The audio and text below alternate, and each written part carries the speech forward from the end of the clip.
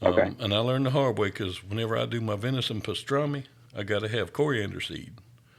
Well, I can go to the grocery store and a little bottle of it is about $8. I have found out you can go to an Indian grocery store and I can get a pound of it that's better and fresher for about $3. That's where to go to get all your spices. A pound? Yeah.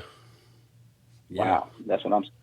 Okay. Yep, and they'll explain any spice they got if you ain't familiar with it. I mean, it's awesome. I love going to my Indian grocery store for my stuff. Gotcha. I found a thing there called black salt, and I asked them. I said, "What is this?" And they said, "Just try it." And I tried it, and it's weird. It's not actually salt, but it's got a high sulfur content, and it tastes like egg yolks. It's the damnedest thing I ever seen. It's weird. It's like you need egg taste in something, but you don't want eggs. Use that. It's weird. Yeah, that's that. Yeah, I don't know. I do have to try that. Yeah,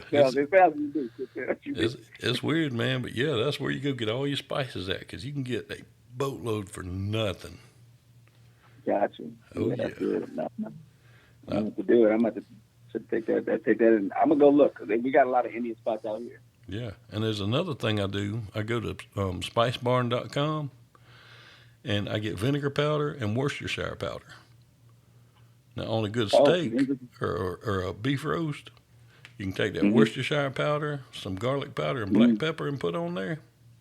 Dude, it's good. I didn't know they had Worcestershire powder. Yeah, they do? They do. It tastes like really strong Worcestershire without making everything watery. Oh, that's good. I got to try that then. Yeah. And the vinegar powder, I'll take and I'll heat up some oil, and I'll rub my potatoes on a mandolin and slice them right over the oil, make chips, mix a little bit of that vinegar powder with salt, put it on them right after it comes out, and you got salt and vinegar chips. Man. Wow. I think you slice them pretty thin then, huh? Oh, yeah. Okay. Yeah, I got to.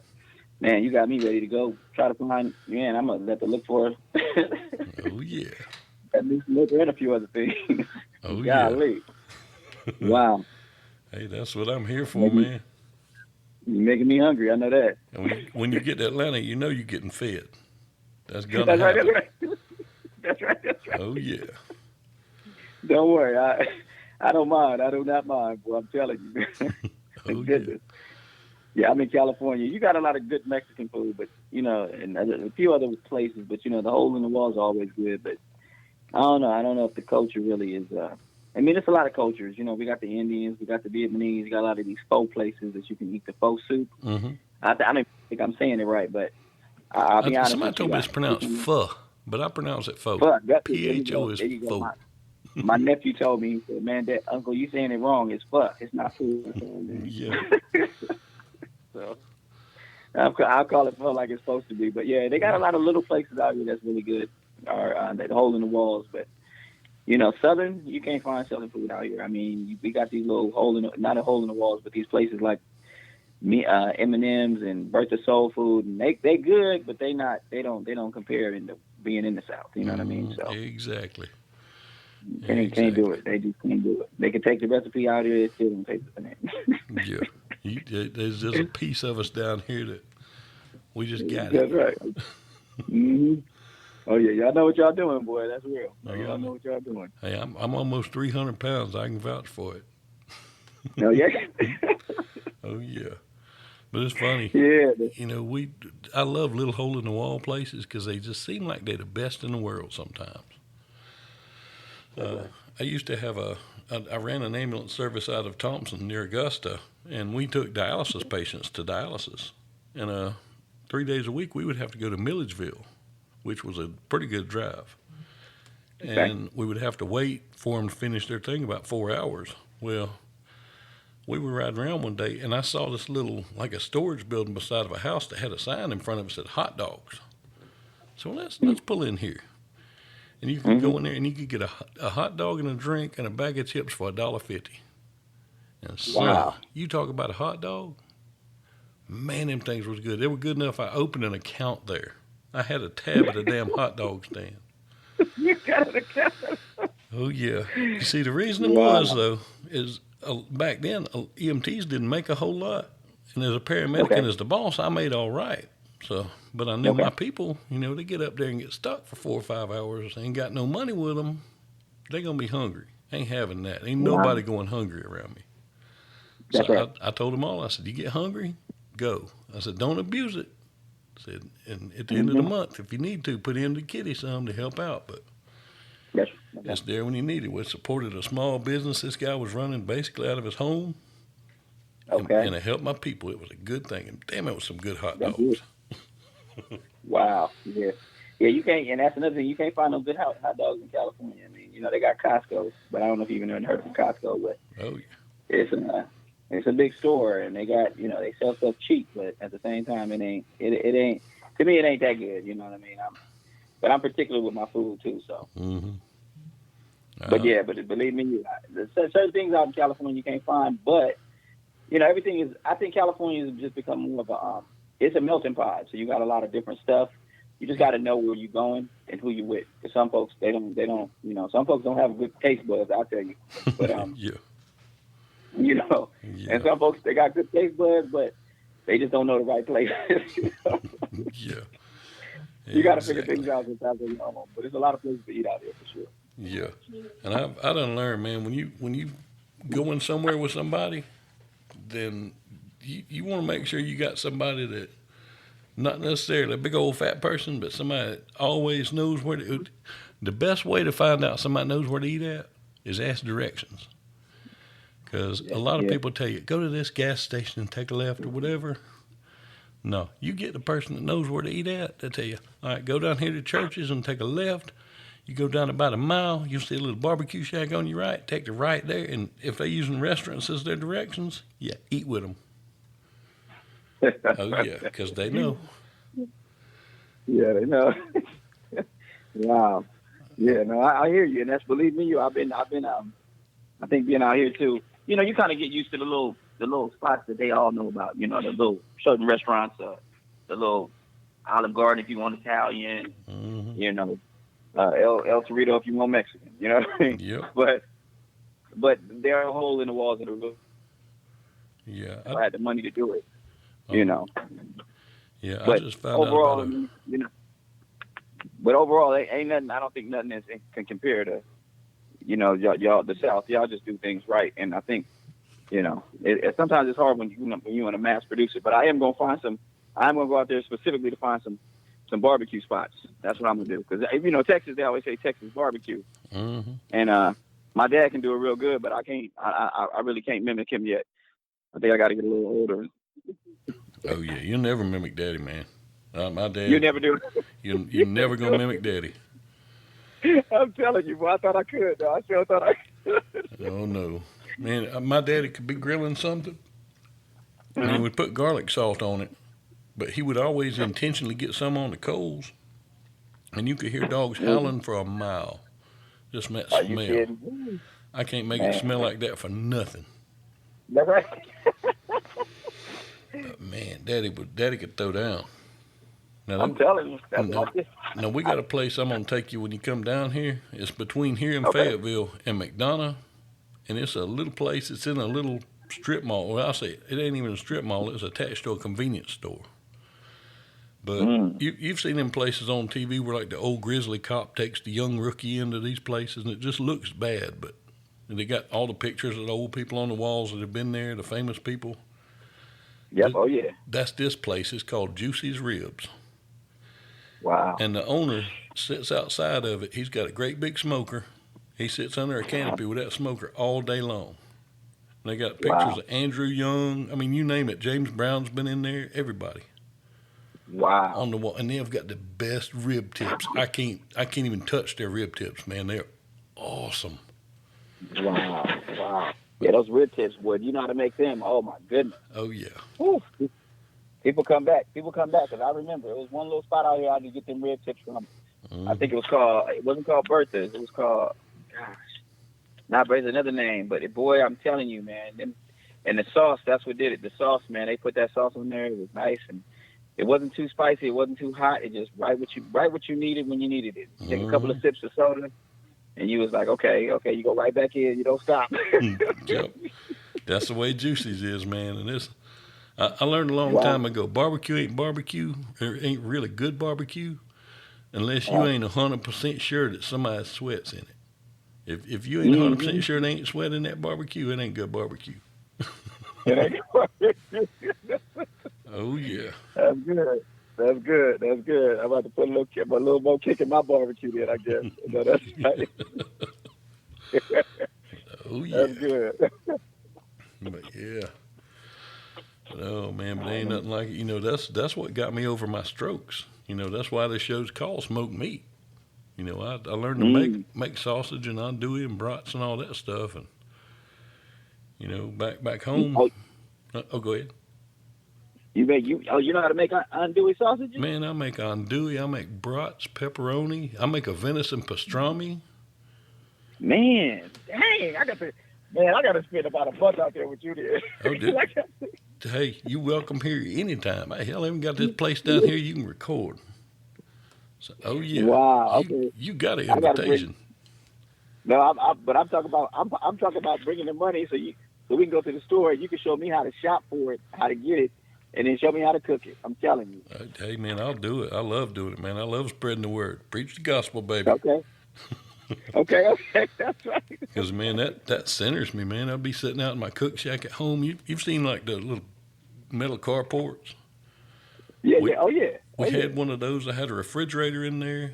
I had put up like Christmas lights in it and just a couple little party lights I'd found here and there. And it was equivalent of my basement here. And it had my smoker in it and my griddle and things like that. I called it my cook shack. And I had a surround sound system, and I put it out there. And I would go out there and I would put stuff on the smoker or cook whatever, and I would have that music playing. And man, between that and just listening to good music, that healed me. That made it where I can be a paramedic again and do what I do. And you know, to me, it's just perfect recipe. Wow.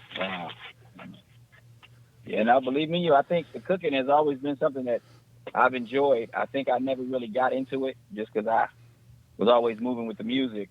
Mm-hmm. But I know at some point in my life I'm just gonna settle down, and the cooking is definitely gonna be because I like the barbecue and everything, and I definitely love being in front of that grill. But I think it give me a little more patience, you know, having to wait for things and prepare things a certain way. So definitely, I know it's gonna be part of what I do as I get a little older here. So. Oh yeah. Do you make your own pasta at the house? No, I ain't got there yet. I have I had a KitchenAid when my wife were together, and I know you can do some of those things, but I never started doing that. So you doing all that? You a whole lot higher than me. I mean, man, you're at a whole another level when it comes to that. I don't think I can touch that. Oh, dude, it's easy. Everybody makes it sound so complicated. It's easy. It's easy? Wow. It's easy, man. I can teach you. Ain't no biggie at all. Come down. You're going to have Daddy's Master Cooking class. I'm actually wanting to try a new kind. I'm going to make pasta, but I'm going to do like a Mexican pasta. I'm going to do a ravioli with like taco seasoning in my meat, you know, cumin and all that stuff. And a little bit of the queso cheese, the queso blanco. And I'm going to make some enchilada sauce and put over it after I cook it. I think it's going to be good. Oh yeah. Yeah. No, that sounds good. Everything you're saying, I'm interested. Oh yeah. No lie. I'm interested, boy. Wow. Yeah, you said you do your own pasta, man. I mean, come on, man. I mean, you can't beat that. I mean, just for you saying that alone, I said, oh yeah, I'm not on this man's level. Oh man, pasta's easy. It just takes a little time. So you make the actual noodle. You make it all from scratch? Yeah. Oh wow, yeah. See, I'm gonna have to. Well, if you want to, when you send me those things on the email, you can send me those recipes. Hey, I can do it. I can show enough do it. I might try it. I mean, don't get me wrong. I still want to come out there and watch you do it, but I might try it though. Oh yeah, man, that ain't no sweat. But wow. But yeah, I mean, when I do lasagna, it's rare whenever I do lasagna the way I really like to, because it takes a long time for me to do it. It's an all-day thing. Mm-hmm. But whenever I get in that mood, I get up in the morning, I make the pasta, I grind the meat, my own special little grind. I make the sauce, I make the cheese, I make everything from scratch. Wow. And man, it's an all-day thing, but man, it's good. It's good, huh? Yeah, it's that. Yeah, it's see. That's what I mean when I say you gotta have patience, man. That's what I want. I want to be able to just sit there all day. I remember when I smoked my first brisket, though. I smoked my first brisket, and I remember sitting there, me and my brother going back and forth, putting them wood chips in there. And I remember it took us 12 hours cooking that sucker. We didn't leave. We stayed right on that in front of that smoker, boy. That we smelled like smoke when we got up. Oh man, I got a buddy that he's one that helped me get through the strokes too, and his wife can smell that smoke. She'll sit right up on him all night long. Yeah. Oh yeah. Wow. But yeah, You can't beat it. You can't beat it. That's what. That's the Yeah, greatest. that's what makes it. My fault. You go ahead. I didn't mean to cut you off. Oh, that's okay. Now that's the greatest thing about doing it. You get out there and you can get your buddies over, sit out there by the smoker. Y'all tend to it a little bit, have a beer or two, have soda, whatever you want to have, smoke a good cigar, listen to some good music, and just have a great time, man. It's just there's something about it. Just ain't nothing like it. Yeah, you ain't lying. I get it. No, absolutely. Yeah, you can't beat it. It's funny because even when I'm out here, we get in front of our they got those little pits, those little what you call pits, and you get one of those. You get the family together, like you said, get some good food, and just relax, and just time just fly on by. You almost don't want it to end. Yeah. But you got work in the morning. Yeah, break out a little Bluetooth and just have some music going. You know what it makes me miss? It makes me miss the old boom boxes. Oh, the best music in the world, man. You done made your cassette off the radio on that thing, and you got it just right. Put that in. Perfect. No. Don't have the first 4 seconds of any song on it. But oh yeah. No, you ain't. No, you ain't lying, man. That is real. Man, goodness gracious. Yeah, that made me think back, boy. I am thinking back now, boy. Mm-hmm. Yeah, that was some good times, man. See, the kids, they don't know nothing about that nowadays. These young folks, they don't know nothing about that. I mean, they can go to the beach and they can have their little, But you're right, boy, man. Just throw that on and just relax. Yep, like I say, we subscribe to Napster. Anything they want to hear, they got. Yeah, oh yeah. And like I said, when I was a kid, hell, we had to either tape it off the radio, or we had to go out and buy the tape and all that. And man, yeah, they don't know nothing about that taping it off the radio, putting the tissue in the top of the tape. Mm-hmm. Oh yeah. Yeah, we on the same page. I'm telling you, they don't know nothing about that. Uh-huh. And my daughter, my oldest daughter, is into K-pop right now. Have you listened to that much? Man, I'm getting old. I'm getting too old because it ain't for me. That's right. What's it called again? Is it cake pop? K-pop, it's Korean, like a Korean boy band. It's a style, and they don't even. Most of them don't sing in English, which is fine. The music's universal, but I make her mad. I'll ask her. I say, "How you know they ain't singing to you about soup?" No, yeah. It's true. Now, my youngest daughter's a little bit better with the music. It was so funny. About 2 or 3 years ago, we were riding along in the car. I was taking her home from school or something, and she was in the back seat and broke out Candy Girl and was doing the hand motions to it. I almost had to stop. That's right. Because I'm just riding along, all of a sudden here, Candy Girl, you're all I want. I'm like, oh, hell no, I'm not hearing what I think I'm hearing. And she was in You mean the old Candy Girl? Candy Girl? Yeah, new edition. Yeah. No, man. Yeah, and Mr. Telephone Man, she still got those hand motions down. Woo, look at that, boy. Woo, yeah. She know what's up here. She know what's up. I was like, man, this girl's got some hope.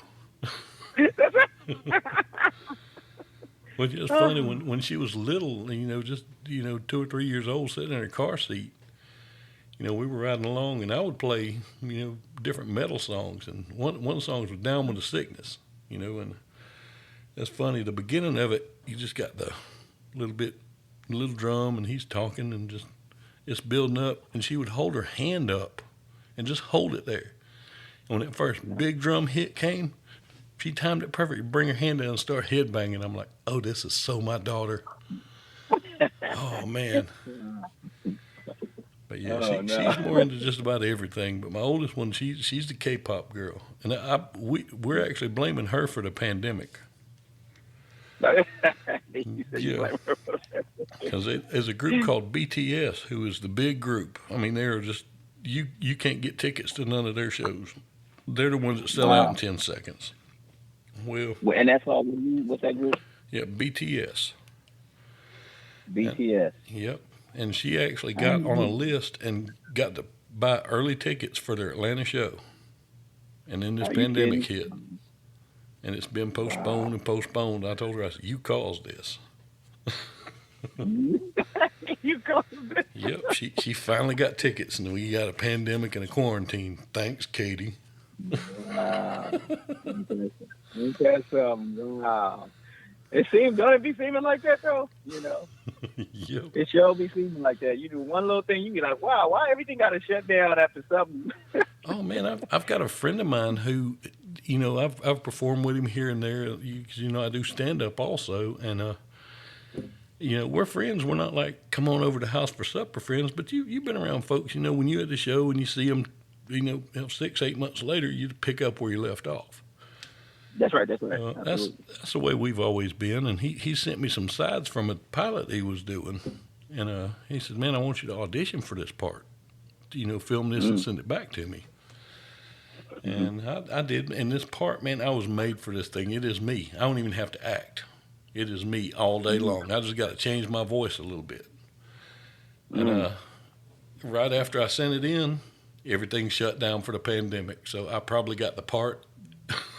The way my life runs. Yep. So, No, I be feeling that way too. Well, I seem like I'm the biggest loser, but when it's time to win, it's almost like I can't.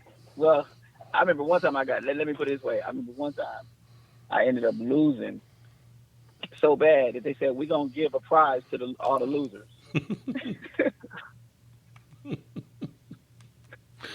oh man. I said, how you gonna give a prize to all the losers? Oh man. Oh, that's bad. That's a shame, man. That's a shame.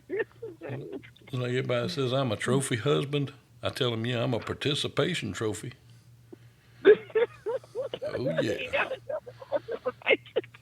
Oh yeah. Oh, that's funny. Mm-mm. Oh yeah. I'm the guy when I go to the company picnic or whatever. You know how they'll always do door prizes and stuff. There could be 99 prizes and 100 people there. Guess who ain't walking out with something? That would be me. Oh yeah. Yeah, I always thought my lot in life is I'm gonna have to work super hard because I don't know. All I know is losing. I mean, when I say losing, I don't mean. I mean, I got great kids and all that, but I'm just saying, like in other areas, I'm like, man, it seemed like they always want to pass me right on by. I said, what's going on? Like, I said, I got to be a hard worker because this winning stuff just out of nowhere, that ain't me. Lotto and all that, that's just ain't me. Yeah. I'm the kind I don't win often, but when I do, I win big. That's right. But it ain't often though. But Big probably like in my 80s, and then got about 10 more years to spend it. I'm the guy. I'll win the lottery the day before I die. And it's funny. I've got a friend who I went to high school with, and growing up, he had his demons, and he made mistakes. We all do when we were young. And he went and paid for his mistakes, and he came home, and his motto is $5 and a dream, because he went to get his truck driver's license. He had $5. He was sleeping in the bed of his pickup truck, and now he drives over the road truck driver, national company, doing great, and he gives back every chance he gets. Yesterday he won $5,000 on the lottery. Are you kidding? Yeah, wow. he won $5,000. And here's what my man's going to do. Now, a month ago, right after all the riots, he helped sponsor a thing in my hometown where they had a big cook. He got the company that he drives for. They drive meat to all the grocery stores. They donated briskets and all kind of stuff for this thing. And he put out a thing, don't matter what color, what race, what religion, anything you are, we all gonna eat. Come on down here. If you can bring something, bring it. If you can't, we got it. And it went really well. And he is actually fixing to do another one of those with that money. Just, he said, I got what I want. This is a blessing. I'm giving it back. And man, that's just, damn, that's awesome. He's such a good guy. I love him. Well, see, that's, like I said, I mean, I me personally, I've been these last 4 or 5 years, I've been more of a patriot, but also just realizing, like, ain't nobody do it like Americans, man. When we love you, man, we love you. You know? Yeah, that's it. When we love you, when we love you, we don't care where you're from. If it's time to be, to realize, hey, man, we need to stick together. We need to stick together. We do it. We don't play them games. That's all I said. I tell my kids all the time, I said, man, you know what? You should be so thankful just to be in this country. I said, this country got so many opportunities you can't have anywhere else in the world. I said, plus the people, they're genuine. You know what I mean? Don't get me wrong. I ain't saying everybody genuine. Don't get me wrong. Yeah. But I know all my friends from the South, my folks that just know me and just love me for who I am. It's hard to find that anywhere else. Somebody else trying to get them from you. Yeah. But when it's time to just be like there for you and do what they supposed to be doing, I said, man, you better when you meet those people, you better cherish those people. Exactly. You better make them friends for the rest of your life. when somebody thinks they got it bad, and you want to tell them about America, Chris Rock did a bit one time that said it better than anything I've ever heard. America has poor, fat people. You go to other countries, look at Ethiopia. Their poor people ain't fat by no stretch. America has 400-pound fat people, 400-pound poor people. I'm telling you. Just damn. That's good. And that's a good one. I wish I could take credit for that one. But Chris Rock said that on his show a long time ago. I think it was Bring the Pain. And I'm like, man, that's deep. You ain't lying. That is real, man. That's real talk. That's real talk right there, boy. Woof, golly, my goodness. No, it's true, man. It's true. That's what I try to tell man. Y'all keep taking this. Y'all be trying to take things for granted. I said, you better realize where we at. I said, man, you could have been born anywhere else in this world. You was born in America. I said, you better realize where you at. It's amazing. It's a blessing. And like I said, when I meet good people, you can tell they genuine good people. It don't matter, like you said, what race, color, creed. It don't matter, how much money they got in a lot of cases. They just good people. That's just who they are, and they, we all get upset. That's just how life is. We all go through something, but good people, you can tell, you can see it. I tell you, hey man, I just want, when I die, I want y'all to say my dad was a good man. He might not have been a perfect man, but he was a good man. That's it. And, it tickles me because, like I said, I try and stay away from controversy much, but at the same time, the news wants to stir everything up because I don't remember who it was that said it one time, but they said, if you want to know what's going on, don't watch the news, look out your door. And, watching the news, we talked about the riots and all this other stuff. They just showed the few people who were looting and doing things like that. They weren't showing the good things like, I told you about my town. We had so much potential. Everything could have just went so wrong all weekend long. And it made me so proud. Everybody just put aside the differences and just got along. Everybody said their piece during the protest, Everybody said what they had to say and was listened to, and it worked. And that's what the news don't want you to see. They don't want you to see the good stuff. They want to keep things stirred up where they still got a job. Oh yeah, it's funny that you say that because I know me personally. I mean, even in California, you got some good people in California. Don't get me wrong. There's a lot going on in California. You got a lot of culture, and you know what I mean. But I'll be honest with you, it's like people still saying hi to you in the stores. People still crying. You can still crack a smile and somebody smile back. I don't get it. The news just seems like they always got to put something out there. It's almost like like you said, the controversy. I don't know if it has anything to do with ratings anymore because I think a lot of people are watching the news. Yeah. So I don't know if it's ratings. I don't know if it's just to keep us attentive or if it is a start up strife. Because I'm starting to feel like they just trying to start up strife. I mean, you have folks mad at each other for no reason, don't know why they mad. or they just saw something on the news and right away, it struck a nerve. And so I hear you. I tell my kids all the time too. I say, man, you hang around negative people, that's toxic. It's gonna make you negative. You don't want that. You know what I'm saying? So yeah, that's I hear it. you. I'm still not into the news. I don't remember the last time I watched the news. Yeah. And that's the reason why I do my show like I do. When I first started, I could get on here with the radio voice, and I could have been like, "So, John, tell me about your newest project," and That's just right. That's all right. the That's right. questions. But I look at it. I ain't doing interviews. I'm getting on here making friends. That's right. Before today, me and you had never talked. Now, Mm-hmm. like I say, man, you get to Atlanta, that ain't no joke. You welcome at the house. That's right. And I believe you. I believe And you. and that's the wonderful thing. This ain't the media. This is us talking. It just happened to be That's right. recorded, and hopefully 1 million people will listen to it. But if only 5 of That's them right. do, I don't care. It's fun. That's right. That's right. Yeah. This is what I wash Nice. the bad shifts off with. This helps me forget Mm. what I had to do that normal folks don't get to do. It's a Yeah. wonderful thing. This is therapy for me, and I'm getting to meet some really awesome people. I was telling somebody earlier, before I started doing this, I'm that old man who my playlist hadn't changed in 20 years.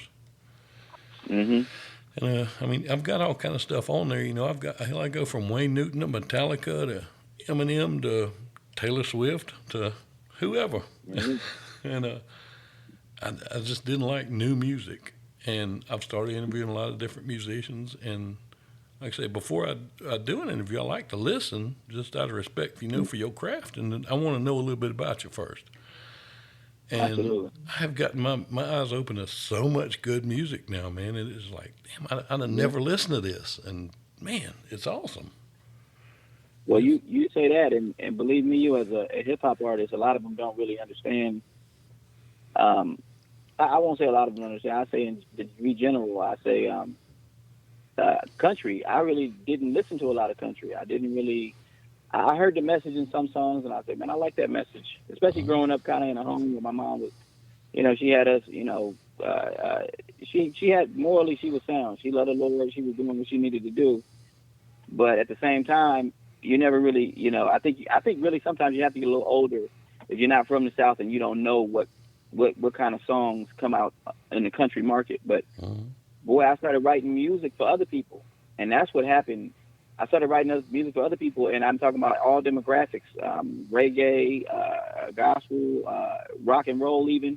And I started to open up the country. Boy, I love me some country music. It's funny because I'm from Texas, but lived out in California so long that I got a little bit of I want to say the Los Angeles swag. They call it swag. oh, yeah. But the country, though, I'm telling you, it's something about it, man. I mean, it's almost like when you listen to country, it's that real. You really live in life through country music. Like if you're not, it's not glamour. There's no glitz in it. Hip hop is more glamour, glitz, and just kind of being rebellious at times. Don't get me wrong, I don't think all of it is, but at this point, I think it is. Back when I was growing up, it was a little bit different. You had your positive hip hop, you had a little bit of everything. Yeah. But country music, boy, I mean, it'll make you cry in the car by yourself. Oh, yeah. He gonna cry in the car. Well, when I normally don't watch award shows, but last year I think it was the CMA Awards. I was watching them with my wife, and Keith Urban came on, and I like Keith Urban. I love guitar music. I love anybody who can play a good guitar. Yeah. He came on, and the way they did his song he was doing, I didn't find out till after the song was over. He heard this song, and it hit him so hard, he went and got the rights to this song that day. Scrapped the song he was supposed to perform on the CMAs and did this one. Wow. But it was pitch black, just had a spot on him, and had little par lights around the bottom, just regular white lights that were really dim. And the song's called Burden. And man, the way they did the lighting to this thing in the song, you just gotta just Google it. Or look on YouTube. It's Keith Urban Burden. Man. Okay. Are you Dude, kidding? I got goosebumps on my arm right now, just thinking about that. Yeah. Oh yeah. Whenever, yeah. That was that's wild. Yeah. Okay. I'm gonna find that. Before I forget, because I know me, I forget. I get off this phone with you, I'll be dead. I feel your pain. I feel your pain, Yeah. man. But I love any kind of music that speaks to me. You know, and I had a patient not long ago, and I can't go in a lot of detail because of privacy things, which is fine. But Yeah. the long and short of it, there had been a bad wreck, and we were going to fly this patient out. But we couldn't land the helicopter where we were. We had to go about 2 miles down the road to a landing site. And we Okay. got her in the back of the ambulance. And, you know, we had done our thing. We just basically had to get to the landing site and let the helicopter crew get her. And she was terrified, which I would be too. She was hurt, scared, and, you know, worried about her babies. And I looked and she was wearing a Bob Marley shirt. And I was the third person on the truck. I got off my ambulance and got off this one because I'm a paramedic and there were 2 EMTs on the truck and I can just do more. And one of the EMTs is a fairly young guy, fairly new guy. And I looked at her. I said, "You like Bob Marley?" She said, "Yeah." And I said, "Well, here we go." And I just sat there and sang Three Little Birds to her. And the guy that was in the back with me just looked at me, just his face just like, he's really doing this. And I looked at her in the middle of it. I said, "You got to smile or I'm going to sing louder." And she just started giggling. And I'm like, man, that's a gift that I got to do this for this lady. I made her forget for just a minute the hell that she was going through. Yeah. But what's funny is I can't sing that song in this accent. I have to use a Jamaican accent to sing it. But it worked. And, you know, music heals, man. I believe it. Because I've been there. I've done it. I've had it work on me.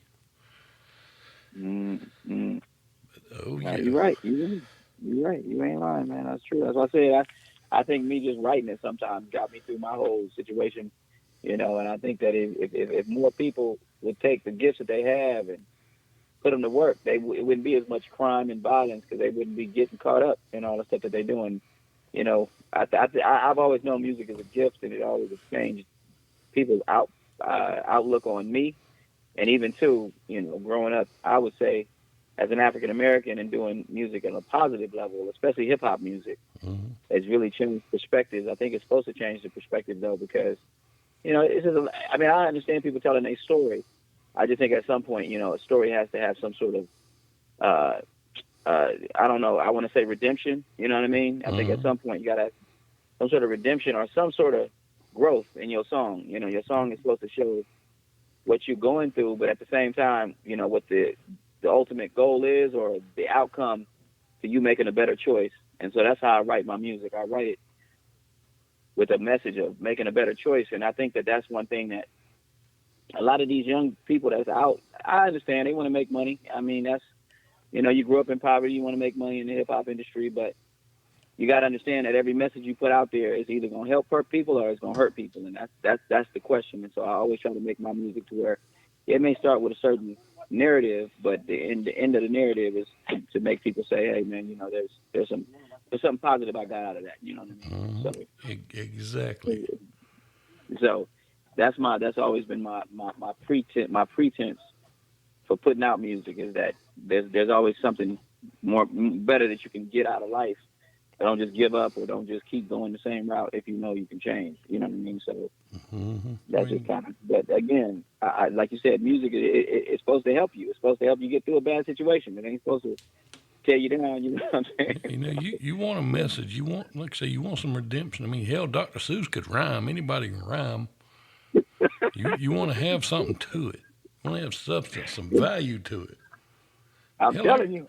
I could sit and rap the foot book from Dr. Seuss in a heartbeat. You know, 1 foot, 2 foot, 3, a red foot, blue foot.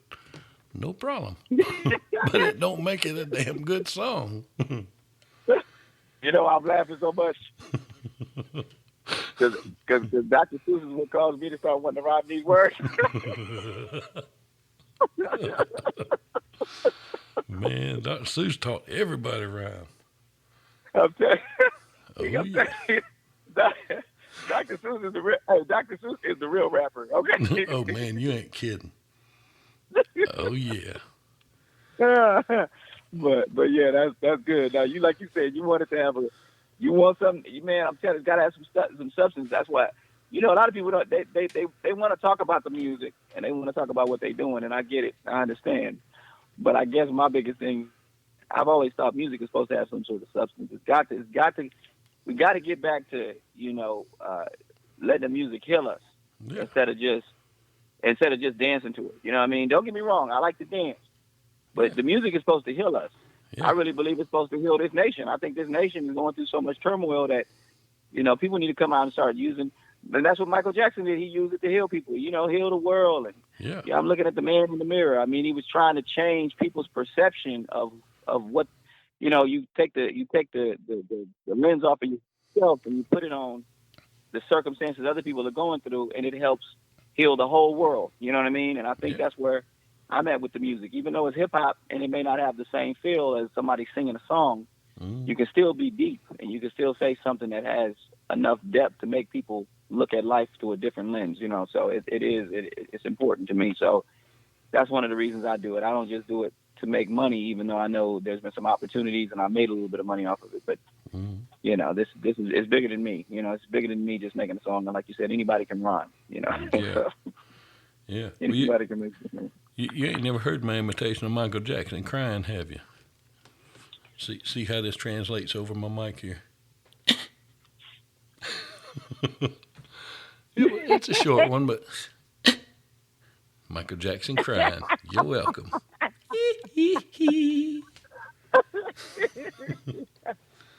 and yes, I had Thriller on vinyl. I ain't gonna lie. Oh yeah. Yeah, no, believe me, I mean that. He was one of my, one of the people I really admire. But the truth is that I've always known that, I can't sing. You know what I'm saying? Oh man, there was no doubt. There was no question. I didn't think about that one. Nobody had to tell me I couldn't sing. You know what I mean? Oh man, when I sing in the shower, the water quits running. Oh, it's bad.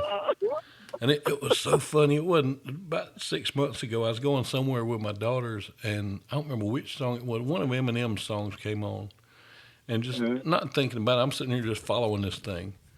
And when it was over, both of my kids' eyes were just huge. And I was like, "What?" They said, "You can rap." I'm like, "What?" They said, "You are rapping with Eminem." I'm like, "Well, absolutely." I played it off like, "You think? You didn't know? You don't know everything about your dad." And I'm sitting there going, "Holy crap, I rapped." Okay. That's funny. Wow. Dad can rap, I'm telling you. Yep. Hey, believe me, my kids, my boys now, especially because they kind of want to take after their dad, but they never want to give me my props. They didn't want to say, "Dad, you actually can rap, Dad," in comparison to some of the other folks. Never want to tell you you could do something. I said, "Man, why y'all always got to be trying to steal the spotlight?" Now they trying to do it themselves, and I help them write their little songs and stuff and give them. But now they're all that times where they take everything I say. They say, "Oh no, I don't want to hear all that, Dad. That's whack." And I said, "Man, what you talking about? We started this." So, boy, I was around when whack came out. Shut your cake hole.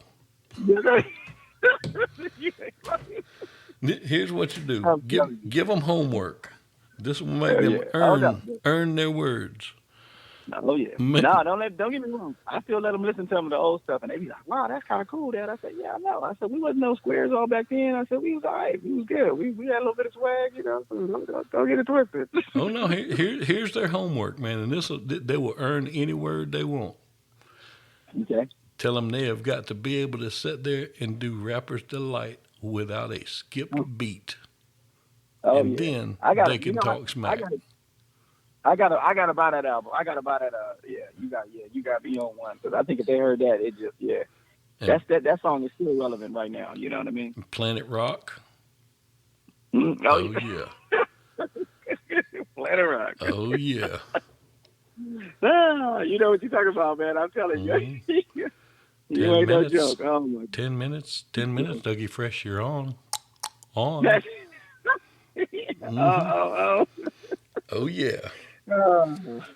Oh yeah. That's good stuff.